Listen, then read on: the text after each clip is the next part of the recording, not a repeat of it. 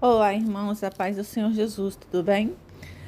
Hoje nós vamos meditar num texto que se encontra no livro de João, capítulo 2, versículo 1 em diante. O título do texto é As Bodas em Caná da Galileia. 3 dias depois, houve um casamento em Caná da Galileia, achando-se ali a mãe de Jesus. Jesus também foi convidado com os seus discípulos para o casamento.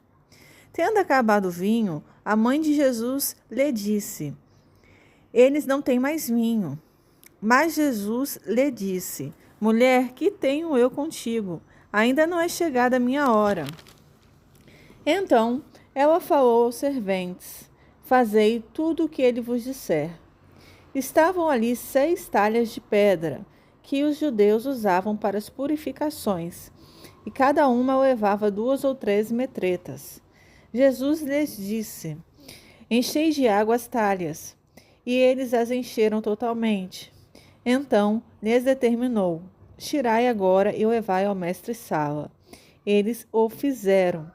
Tendo o mestre-sala provado a água transformada em vinho, não sabendo de onde viera, se bem que o sabiam os serventes que haviam tirado a água, chamou o noivo e lhe disse: Todos costumam pôr primeiro o bom vinho, e quando já beberam fartamente, servem o inferior. Tu, porém, guardaste o bom vinho até agora. Com este, deu Jesus princípio a seus sinais em Caná da Galileia. Manifestou a sua glória e os seus discípulos creram nele. Depois disto, desceu ele para Cafarnaum com sua mãe, seus irmãos e seus discípulos, e ficaram ali não muitos dias. Amém? Irmãos, esse texto aqui, ele fala sobre um casamento, tá? É um casamento, ele fala das bodas que ocorreram em Caná da Galileia, né? Então, foi um casamento. E eu achei interessante, bem pertinente ressaltar aqui o que a gente leu no versículo 2, tá? Quando a Bíblia fala assim, olha, Jesus também foi convidado com seus discípulos para o casamento. Eu queria enfatizar esse versículo, porque esse versículo fala que Jesus também foi convidado com seus discípulos para o casamento. Veja bem, Jesus também foi convidado com seus discípulos para o casamento.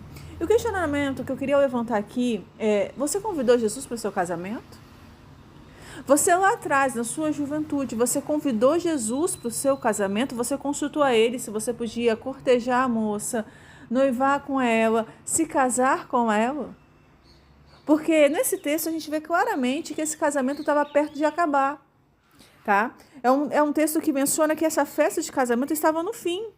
Olha, o versículo 3 fala assim, olha, tendo acabado o vinho, a mãe de Jesus lhe disse: Eles não têm mais vinho. Jesus, acabou o vinho deles. E a gente sabe que o vinho era algo essencial para a manutenção de uma festa de casamento. Nos tempos de Jesus, a festa de casamento durava dias. E o fim do vinho na festa representava, inclusive, o fim da própria festa. Ok? Então, quanto mais vinho tivesse, mais tempo duraria a festa.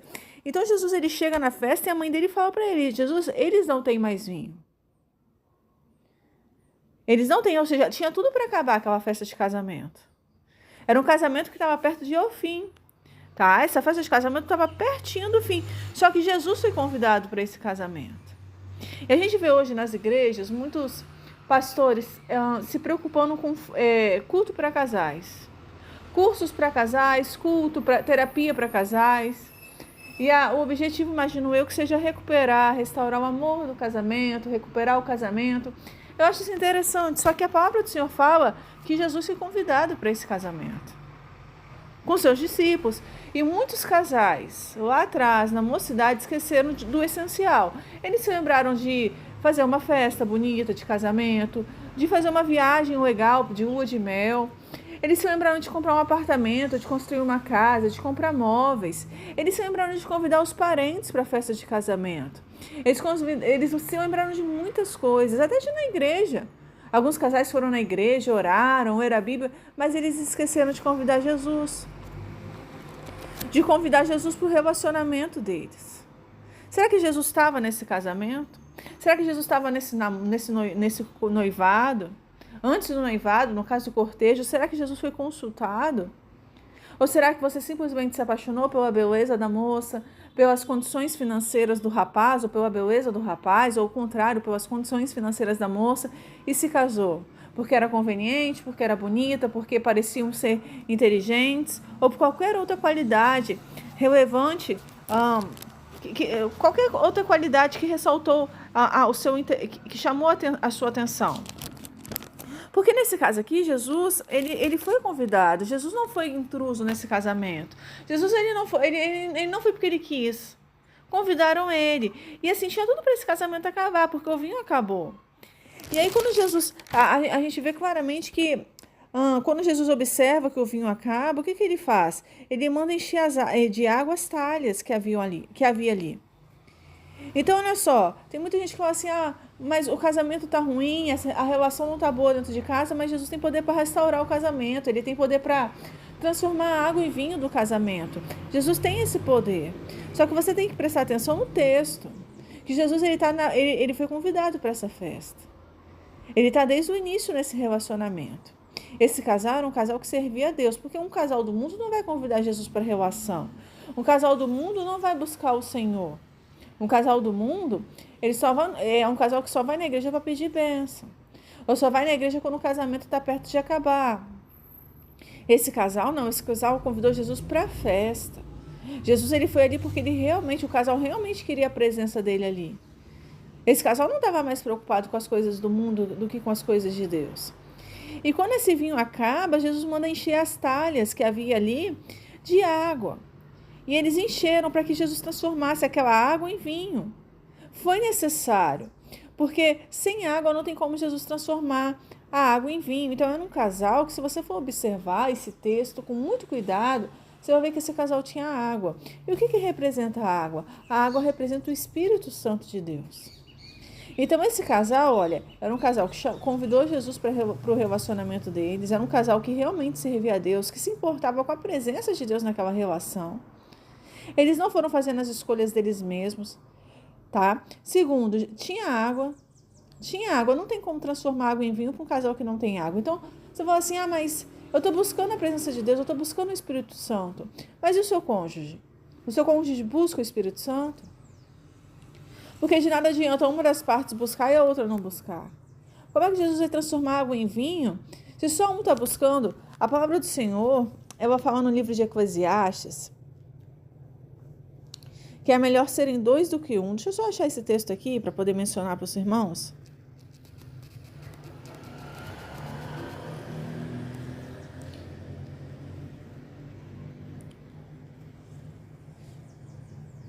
Eclesiastes capítulo 4, versículo 9. A Bíblia fala assim, olha, é melhor serem dois do que um, porque tem melhor paga do seu salário, do seu trabalho. Bom, para ter melhor paga do trabalho, então significa que os dois estão trabalhando, né? Versículo 10. Porque se um cair, o outro levanta o seu companheiro, mas aí do que estiver só. Pois caindo não haverá outro que o levante. Então, veja bem, olha o que o Salomão ele fala no livro de Eclesiastes. Se um cair, o outro levanta o seu companheiro. Mas para levantar alguém, você tem que estar de pé.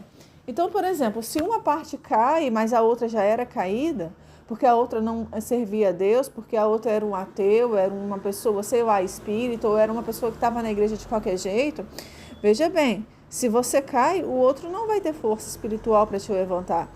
É mais fácil a outra parte te puxar para baixo do que te levantar espiritualmente. Aí Salomão fala isso, olha, porque se um cair, o outro levanta o seu companheiro, mas aí do que estiver só, pois caindo não haverá o outro que o levante. Essa palavra só vale se os dois estiverem na presença de Deus. Se os dois estiverem de pé, para um levantar o outro, vai que no meio do caminho um cai espiritualmente, o outro vai te levantar. Mas se você casou com uma pessoa ímpia, você acha que essa pessoa ímpia vai ter jejuar, vai orar para você se levantar? Ou será que essa pessoa vai te colocar para baixo, vai te humilhar, vai te prejudicar espiritualmente, vai só te atrapalhar a servir ao Senhor? Porque quando ele fala aqui, olha, eu queria voltar também no versículo 9, que ele fala assim, ó, é melhor serem dois do que um, porque tem melhor paga do seu trabalho. Mas isso só vale quando os dois trabalham. E quando um dá lugar para o espírito da preguiça, não quer trabalhar, não quer estudar, não quer crescer na vida, não quer fazer nada. Então, esses versículos eles só valem em alguns contextos. Algumas pessoas pegam esses versículos e começam a ministrar na igreja para os jovens, mostrando as vantagens de um casamento. O problema é que as pessoas esquecem de ministrar também sobre o prejuízo espiritual de você se casar com um cônjuge que é julgo desigual.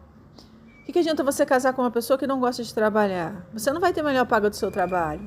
A outra parte não vai somar, ela só vai o quê? Subtrair, porque ela vai gastar o seu dinheiro todo. Se você casa com uma pessoa que gosta de esbanjar dinheiro, uma pessoa vaidosa que gosta de ostentar produtos de luxo, essa pessoa vai gastar seu dinheiro. E não necessariamente essa pessoa vai somar na sua vida financeira. Quando Salomão fala que se um cair, o outro levanta o seu companheiro, a pessoa só vai se levantar se ela estiver realmente de pé na presença de Deus.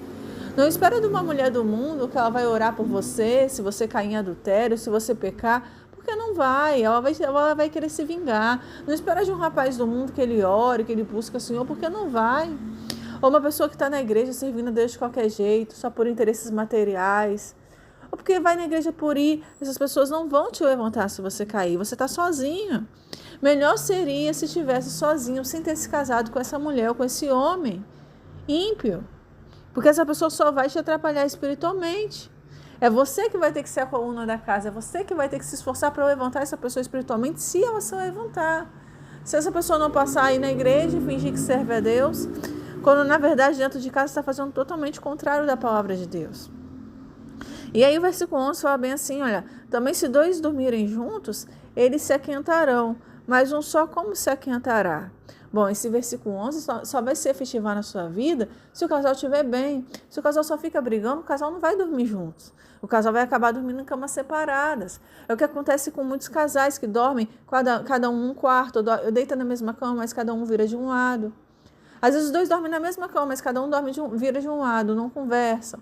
Ou então conversa o básico só, não tem mais um relacionamento de casal, porque o vinho acabou. Então olha o que Salomão está falando, olha, a vantagem de você de ser dois é essa, mas o que adianta estar numa casa separados? Onde o vinho já acabou, onde um está dormindo na sala, o outro está no quarto. Ou então um está no quarto do filho, enquanto o filho está no quarto com a mãe. Casal que não se abraça mais. Esse versículo 11 também não vai se concretizar na sua vida. E aí fala assim, olha, e se alguém quiser prevalecer contra um, os dois lhe resistirão. Isso também é mentira em alguns casos. Isso aqui que a Salomão falou, a palavra de Deus não é mentirosa. Acontece quando o casal é unido. Mas quando essa pessoa que está dentro da sua casa também está se levantando contra você. Quando a própria pessoa dentro de casa, quando a casa está dividida. A Bíblia fala que uma casa subdividida não poderá subsistir. Então, esse versículo aqui só vai ser válido também se o casal estiver unido. Se ainda existir vinho nesse casamento. E por fim, tá, irmãos? O cordão de 3 dobras não se quebra tão depressa. Bom, o cordão de 3 dobras significa que Jesus também está ali. Jesus também está nesse cordão de 3 dobras. O problema é que às vezes só uma parte está servindo a Deus e a outra parte. E a sua esposa ou o seu marido, ele serve a Deus de verdade? Quando você buscou essa pessoa, quando você encontrou com essa pessoa estava na presença do Senhor? E essa pessoa está hoje, de fato, na igreja, na presença do Senhor? Ou só está indo na igreja de aparência? Então, a palavra do Senhor, ela dá assim, ela mostra assim que Jesus ele tem muito poder, inclusive para restaurar casamentos. Mas nem em todo caso Jesus vai restaurar um casamento. Porque muitas das vezes o cordão não é de 3 dobras, é de 2, é só o marido e Deus. Ou é só a esposa e Deus, a outra parte se nega a obedecer a palavra do Senhor. A outra parte aceita uma parte da Bíblia, mas não aceita a outra. Tá? Se eu for citar aqui alguns versículos que muitas pessoas têm resistência, olha, a submissão da mulher ao marido. Isso está na Bíblia. As mulheres de hoje já não aceitam mais serem submissas. O respeito mútuo. Então tem uma série de coisas aqui na palavra do Senhor, o marido como provedor da casa, tem uma série de princípios que a palavra do Senhor nos traz, que não estão sendo respeitados dentro do casamento. Aí você vai na igreja fazer um culto de casais, ou participar de uma palestra para casais, para restaurar casamento, cursos, mas olha, o que adianta o pastor, o missionário ensinar o que uma mulher cristã, um marido cristão tem que fazer, se quando chega em casa a sua esposa ou seu marido não pratica? tá? Então a palavra do Senhor, ela vale sim, mas não para todos os contextos, porque nesse contexto aqui, Jesus, a gente vê claramente que esse casal é um casal que temia Deus, porque o casal chamou Jesus para o casamento, tá? Eu tô voltando agora para o texto do livro de João, capítulo 2, que fala das bodas em Caná da Galileia, saindo de Eclesiastes. Esse casal temia Deus, desde o princípio, chamaram Jesus para a festa. Então, alguns casais aí estão buscando solução para um casamento que, infelizmente, vai dar errado. Já está dando errado, né? Já deu. Porque no início não foi Jesus não foi convidado. Tá? Você escolheu essa pessoa de você mesmo. E agora estão vindo as consequências. E o pior, é um casal que também, além de não ter convidado Jesus no início, uma das partes se recusa a aceitar o verdadeiro evangelho. A palavra de Deus não tem sido praticada dentro de casa. E aí você vê uns casamentos com brigas e mais brigas, com casas divididas, né? E a gente também tem aqui que Jesus mandou eles encherem de água as talhas. Para Jesus conseguir transformar a água em vinho, é necessário que o casal tenha água. A água é o Espírito Santo. Aí você vai falar assim, mas por que é tão importante a água para o casamento? Olha, a água, ela representa a fertilidade da terra, sabe? A água, ela representa aquilo que vai fazer, sem água, irmãos, as flores não crescem, a vegetação não cresce, as árvores também não dão frutos, tá? E aí eu queria mencionar para vocês os frutos do Espírito Santo. Casais que têm água. Por que Jesus conseguiu restaurar esse casamento? Porque esse casal tinha água, tá? E aí eu queria ler em Gálatas, capítulo 5, a partir do versículo 22.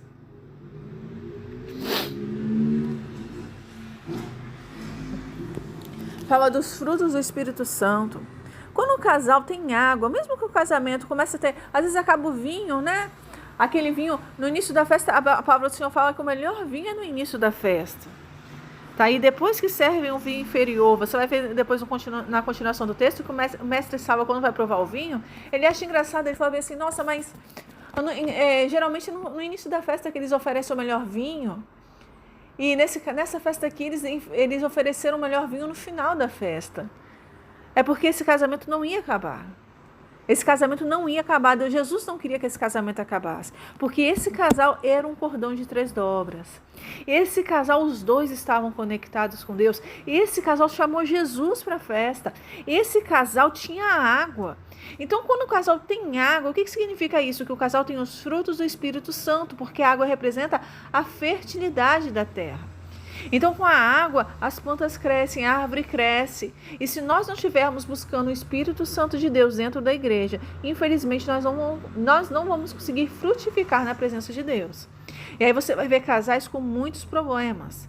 Então, a gente tem aqui, olha, Gálatas capítulo 5, versículo 22.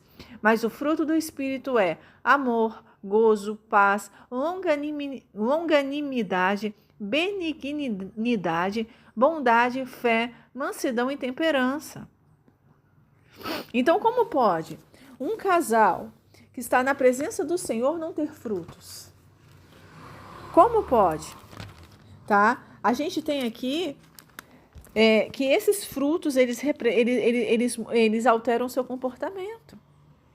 Eles alteram o seu comportamento. Você passa a se comportar conforme esses frutos. As suas atitudes, elas são conduzidas pelo amor, pela paz, pela alegria, que é o gozo, né? Pela longanimidade, pela benignidade, bondade, fidelidade, mansidão e domínio próprio. Então, casais que não têm frutos, casais que estão na carne, tá? Quais são as obras da carne? A palavra do Senhor fala aqui no mesmo livro, Gálatas capítulo 5, versículo 19. Ora, as obras da carne são conhecidas e são prostituição, impureza, lascívia, idolatria, feitiçarias, inimizades, porfias, ciúmes, iras, discórdias. Olha quanta coisa que o diabo coloca para destruir o seu casamento. Ah, mas não sou eu, é a minha esposa. Ah, mas não sou eu, é o meu marido. É ele que pensa assim, é ele que fala assim. Mas não importa quem seja. Ele deveria estar nesse cordão de 3 dobras, ou ela deveria estar. Não importa se a pessoa vai na igreja ou não, porque se a pessoa está indo na igreja e não tem frutos, Jesus falou claramente que a árvore que não produz bons frutos, ela vai ser cortada e lançada ao fogo. Então, o que adianta estar na igreja se não está produzindo frutos? Se a pessoa não tem mansidão para conversar, se a pessoa não tem domínio próprio, se a pessoa nem sequer tem amor pelo próprio marido, né? Ou pela própria esposa. A gente vê vários casais aí divididos e que um trabalha muito e o outro quase não faz nada.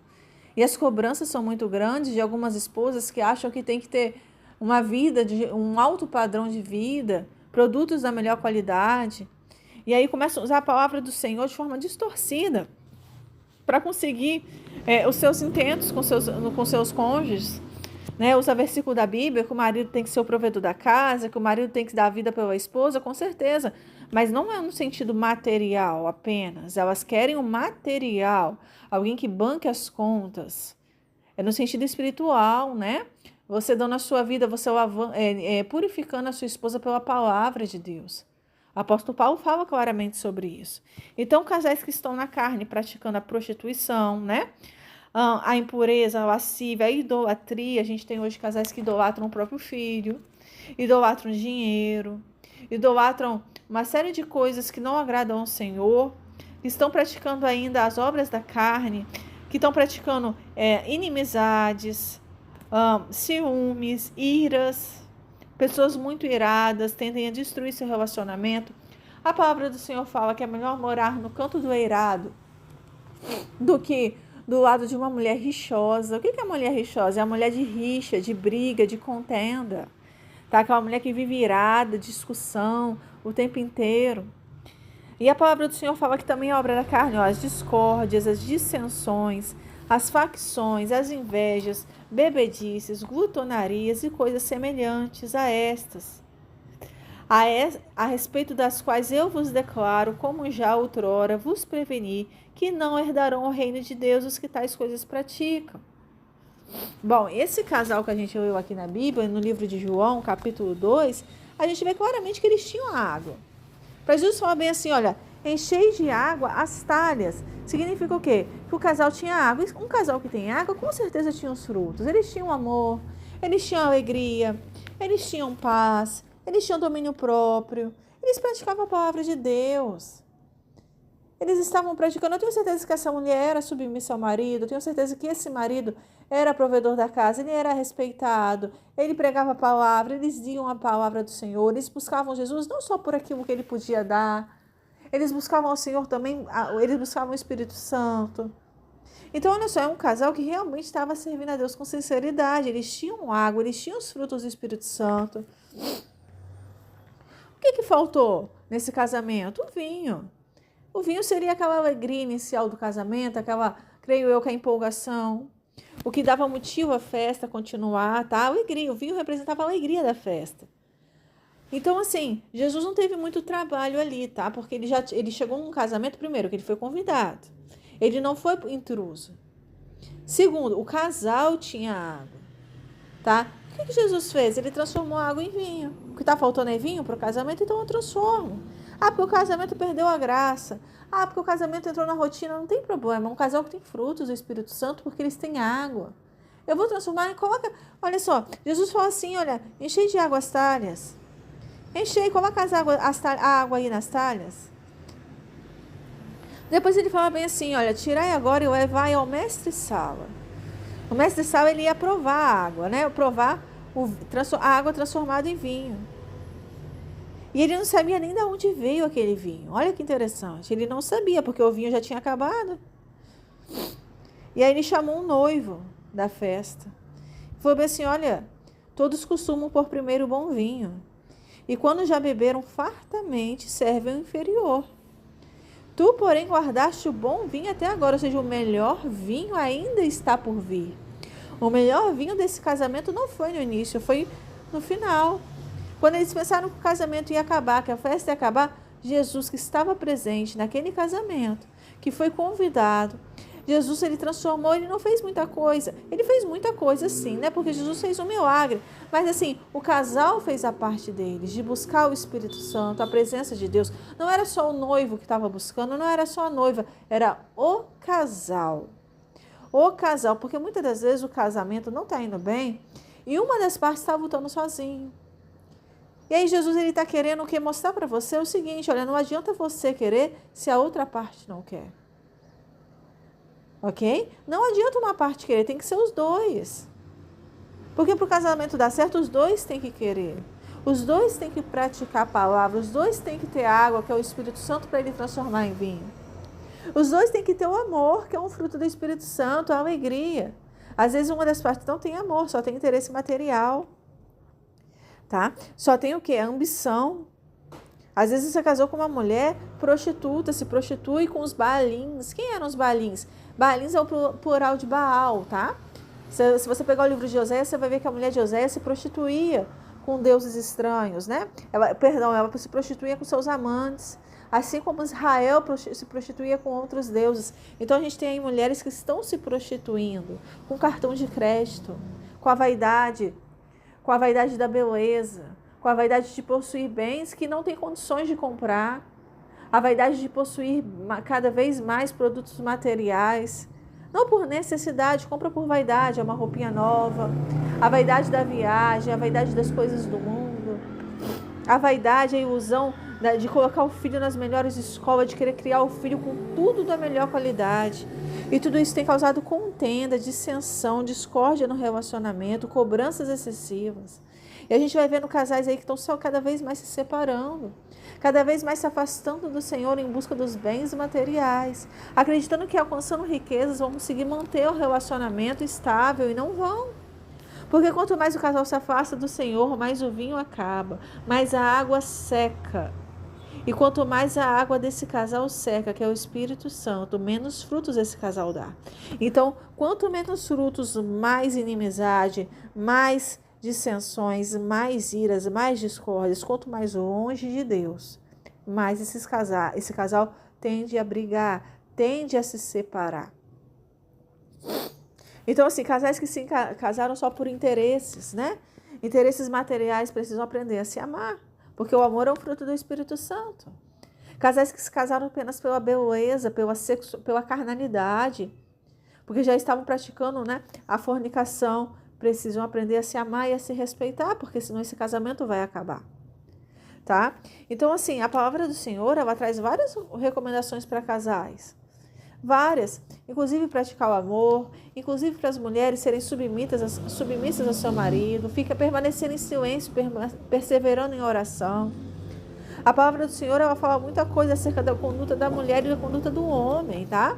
O homem como autoridade do lar, o homem como aquele que deve doutrinar a sua casa, disciplinando os filhos com rigor. Se o homem doutrina a casa, ele doutrina também a esposa. Apóstolo Paulo fala que ele não permite que a mulher exerça autoridade sobre o marido. A gente está vivendo uma época de empoderamento feminino. Mulheres rixosas, que tudo tem que discutir, tudo tem que brigar, excesso de cobrança financeira. Então a gente tem uma série de situações que tem atrapalhado a vida dos casais. E aí a gente vê igrejas lutando para manter as famílias unidas. A gente vê pastores fazendo cultos e mais cultos para tentar ministrar para casais que estão com crises no seu relacionamento. Ou ensinar o jovem solteiro o que ele tem que fazer para buscar um casamento. Isso é ótimo quando você começa solteiro a buscar no Senhor e não buscar no mundo. Porque a palavra do Senhor fala no livro de Provérbios, tá? Que a casa e a herança vem dos pais, mas do Senhor é a esposa prudente. Tá? Deixa eu pesquisar aqui qual é o texto. Só para poder mencionar para os irmãos. Livro de Provérbios, versículo 19 e 14. A casa e os bens vêm como herança dos pais, mas a esposa prudente vem do Senhor. Tá? A esposa prudente, irmãos, não vai vir do mundo, porque o mundo já é do maligno. Então a esposa prudente não vem do ateísmo, não vem do espiritismo, não vem de outras religiões. Tá? Se você for pesquisar o que é a prudência, a prudência é o conhecimento do Senhor, tá? A palavra do Senhor menciona na Bíblia. A Bíblia fala o seguinte, que a sabedoria, o temor ao Senhor é o princípio da sabedoria.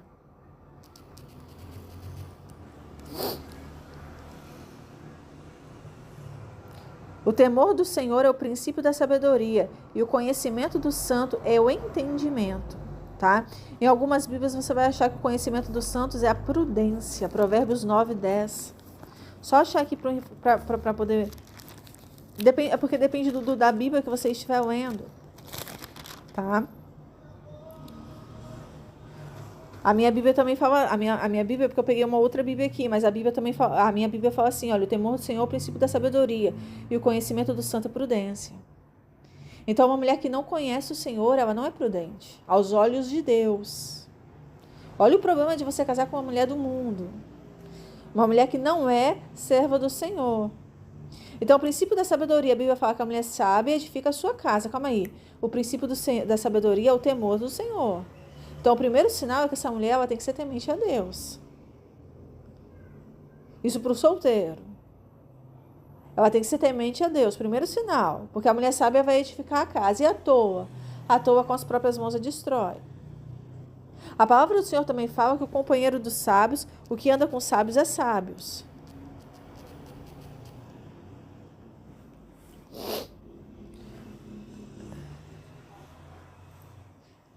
Provérbios 13, 20, tá?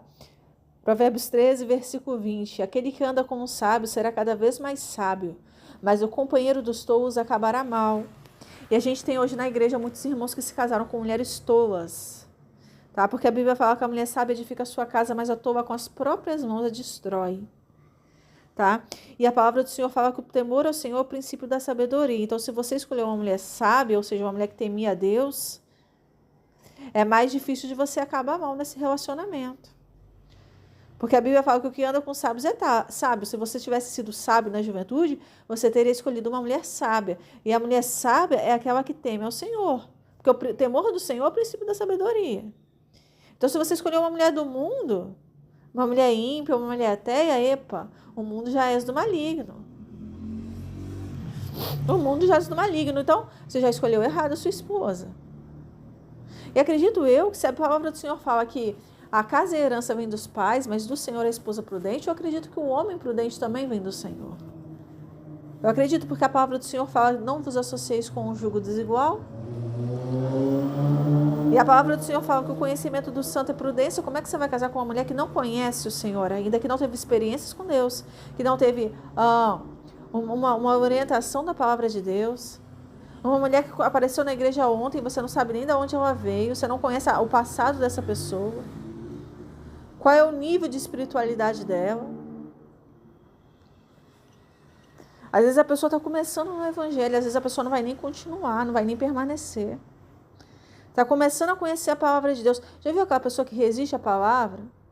Porque a gente não tem que... Não é a palavra de Deus que tem que aceitar a gente. Somos nós que temos que aceitar a palavra. Aí você pega uma mulher do mundo, leva para dentro da igreja, ela não aceita a parte que o apóstolo Paulo fala que a mulher deve ser submissa ao marido.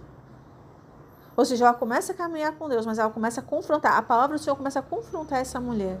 Ou esse homem que não aceita que ele tem que ser o provedor da casa, que ele não pode dar lugar ao espírito da preguiça, que não aceita que ele tem que mudar, ou ela não aceita que ela precisa mudar aqui ou ali, buscar mais o Senhor, colocar as coisas de Deus em primeiro lugar, abrir mão das coisas materiais, das coisas do mundo, da vaidade. Infelizmente, alguns casais escolheram de si mesmo o seu cônjuge. E hoje estão buscando ajuda na igreja, buscando o Senhor, mas a outra parte às vezes não quer a mudança. Não quer. Infelizmente, algumas irmãs vão ficar frustradas, porque vão orar, e o Senhor, a resposta do Senhor é, eu quero salvá-lo, eu quero mudá-lo, mas ele não aceita mudar. Eu quero mudar a sua esposa, eu quero mudar o seu marido, mas ela não aceita mudar. Ela não aceita que ela está errada, ela não aceita ser submissa, ela não aceita ficar calada. Ele não aceita mudar de vida. Ele não aceita largar o adultério, largar a prostituição. Ela não aceita que ela está, infelizmente. A palavra do Senhor fala que aquele que semeia da carne colherá corrupção.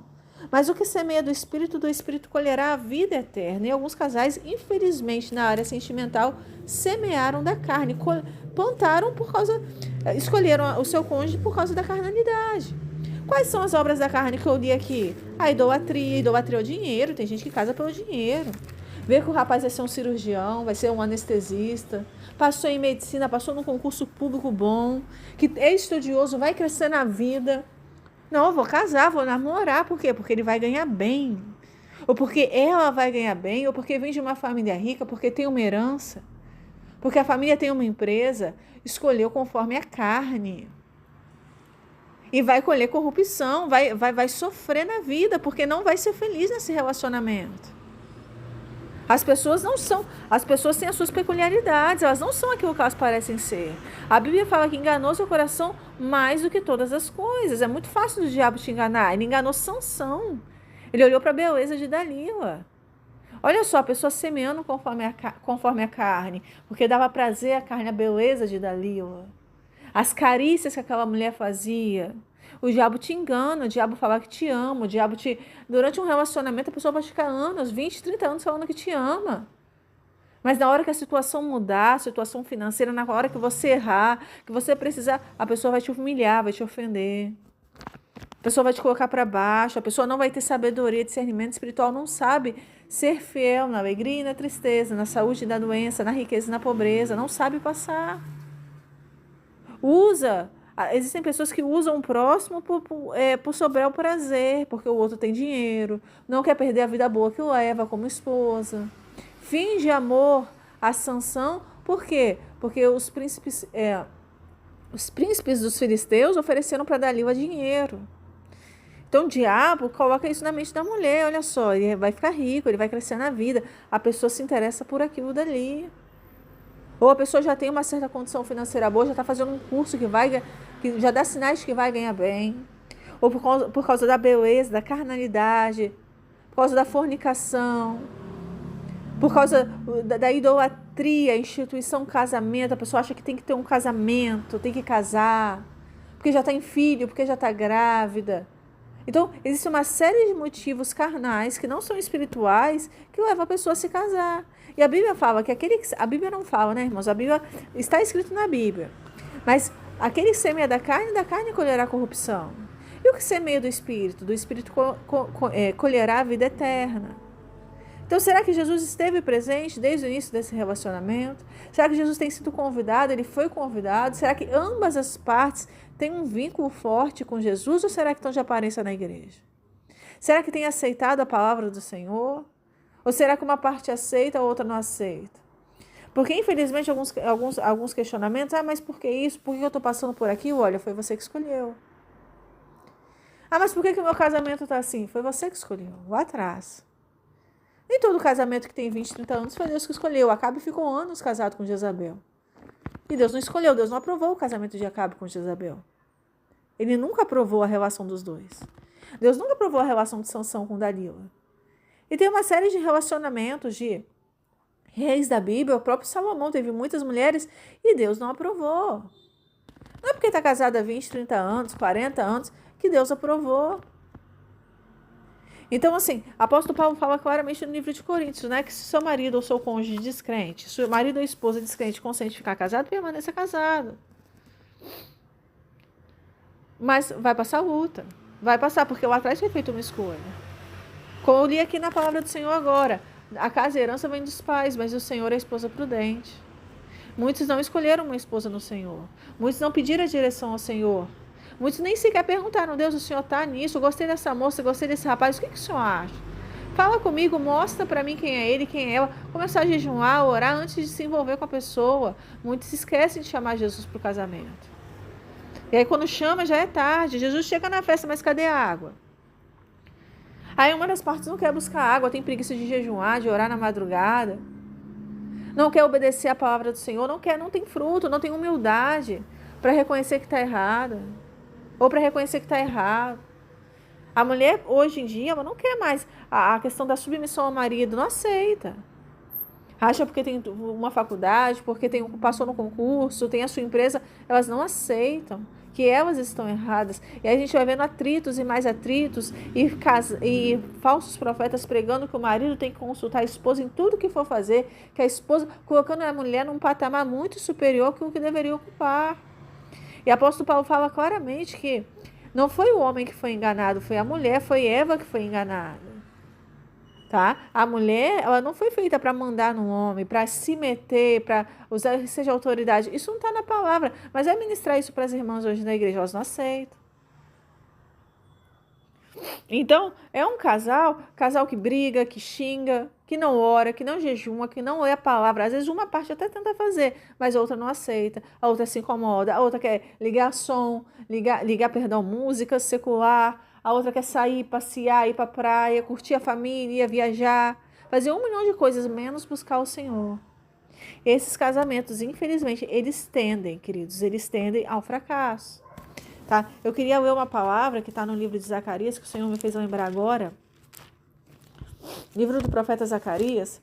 É um versículo que falou no meu coração, tá? Na hora que eu estava ministrando aqui. Zacarias, capítulo 14. Tá? Zacarias, capítulo 14, versículo 17. Se alguma das famílias da terra não subir a Jerusalém para adorar o Rei, o Senhor dos Exércitos, não virá sobre ela a chuva. Tá? Zacarias capítulo 14, versículo 17. Se alguma das famílias da terra não subir a Jerusalém para adorar o Rei, o Senhor dos Exércitos, não virá sobre ela a chuva. Versículo 18. Se a família dos egípcios não subir, nem vier, não cairá sobre eles a chuva. Virá a praga com que o Senhor ferirá as nações que não subirem a celebrar a festa dos tabernáculos. Irmãos, Deus está usando o profeta Zacarias para repreender algumas famílias nesse tempo que não estavam adorando ao Senhor em espírito e em verdade, não estavam celebrando, nesse caso, a festa dos tabernáculos, que era costume em Israel. Então ele está falando das famílias que não sobem a Jerusalém. Às vezes o marido vai, às vezes a esposa vai. Às vezes o filho vai, mas o pai não vai, a esposa não vai, o marido não vai, a filha não vai. E Deus está falando da família. A palavra do Senhor fala claramente que uma casa subdividida não poderá subsistir. Não vai durar um casamento em que uma parte quer buscar o Senhor e o outro não quer. Não vai durar. Tá? É um fardo muito pesado para aquela parte que realmente está buscando o Senhor em santidade. É mais fácil essa parte que está buscando o Senhor em espírito e em verdade sair da presença do Senhor, fraquejar na fé, do que a outra parte vir buscar o Senhor. Porque foi buscar uma esposa ou um marido no mundo, ou uma pessoa que estava na igreja, mas não estava totalmente convertido, estava na igreja de aparência. Porque tem gente que está 20, 30 anos, mas ainda não se converteu, não mudou de vida, não aceita a palavra do Senhor. Não tem humildade para aceitar os versículos da Bíblia, quer questionar o tempo inteiro a palavra de Deus. O próprio Jesus disse: não penseis que em mim trazer paz, eu vim trazer espada, pois por minha causa uma casa estaria dividida. O filho se levantaria contra o pai, a filha contra a mãe, a nora contra a sogra, os inimigos do homem seriam os da sua casa. Jesus disse que aquele que não aborrece seu pai, a sua mãe, a seu filho, a sua filha, a seu marido, a sua mulher, a sua própria vida para vir após mim não é digno de mim. Mas aquele que aborrece receberá 100 vezes mais nessa vida, além disso, a vida eterna. Para você servir a Deus em santidade, do jeito certo, muitas das vezes você vai aborrecer o seu marido, sua esposa, seus filhos, até a sua própria vida profissional, seus projetos pessoais, você vai ter que renunciar. Jesus disse: aquele que quiser vir após mim primeiro, negue-se a si mesmo, depois toma a sua cruz e siga-me. E às vezes o seu cônjuge vai ser a sua cruz. É uma cruz pesada. Mas Jesus disse assim: olha, tomai sobre vós o meu jugo, porque o meu jugo é suave e o meu fardo é leve. O casamento só é um fardo pesado quando você escolheu da carne. Quando você escolheu de si mesmo. Não foi Deus que escolheu, é por isso que o fardo é tão pesado, por isso que o fardo de um casamento se torna tão pesado. Porque uma das pessoas não está servindo a Deus do jeito que deveria. Não está do jeito certo. Não aceita mudar. Pode até falar de Deus, mas não muda. Amém?